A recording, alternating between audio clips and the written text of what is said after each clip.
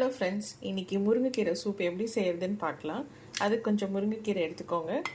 சின்ன வெங்காயம் ஒரு 10, பூண்டு பல் 4, மிளகு சீரகம், கொஞ்சம் மஞ்சத்தூள், கொஞ்சம் தேவைக்கேற்ப சால்ட். ஒரு கடாய் எடுத்துக்கோங்க. அதில் கொஞ்சம் கடலெண்ணெய் இல்லை ரீஃபைண்ட் ஆயில், நீங்கள் என்ன யூஸ் பண்ணுறீங்களோ அதை எடுத்துக்கோங்க. அதில் கொஞ்சம் பூண்டு பல், வெங்காயம், மிளகு சீரகம்,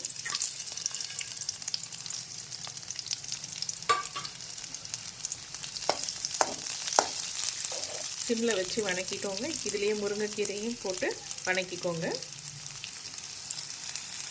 இது கூட மஞ்சத்தூள் கொஞ்சம் போட்டுக்கோங்க. பாதி வணங்கினதுக்கப்புறம் முருங்கைக்கீரையும் போட்டு ஒரு நிமிஷம் தான் வணக்கி எடுத்து ஆற வச்சு அரைக்கணும். தேவைக்கான அளவு உப்பு போட்டுக்கோங்க. இப்படி வணக்கி வச்சுருக்கிற முருங்கைக்கீரை, வெங்காயம், பூண்டு, மிளகு சீரகத்தை, மஞ்சத்தூள், கொஞ்சம் உப்பு போட்டுக்கோங்க. கொஞ்சம் லைட்டாக ஆற வச்சதுக்கப்புறம் இதை அரைச்சிக்கோங்க. ஒரு அரை ஸ்பூன் கார்ன்ஃப்ளாக்கு, அது கூட கொஞ்சம் தண்ணி ஊற்றி இப்படி கரைச்சி வச்சுக்கோங்க. இதை அரைச்சதுக்கப்புறம் ரெண்டுத்தையும் சேர்த்து ஒரு நிமிஷம் கொதிக்க வச்சு எடுத்துக்க வேண்டியதான்.